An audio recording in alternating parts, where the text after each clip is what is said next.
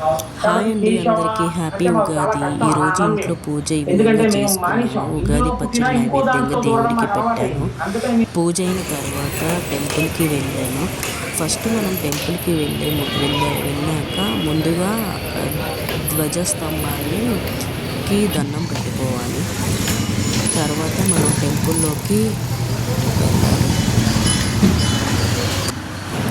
టెంపుల్లో చాలామంది జనాలు వచ్చారు. ఈరోజు ఉగాది కదా, చాలామంది వచ్చారు ఈరోజు జనాలు. అమ్మవారు లక్ష్మీదేవి అమ్మవారు చాలా బాగుంది.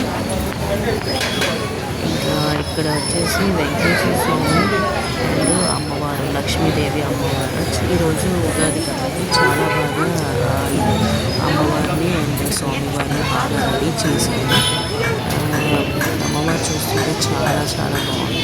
నాకైతే చాలా నచ్చేసింది అమ్మవారు, స్వామివారు, అమ్మవారు ఇద్దరు కూడా. ఇంకా పూజారి గారు పూజ చేశారు. పూజ చేసేసి అందరికీ నైవేద్యం పెట్టేశారు.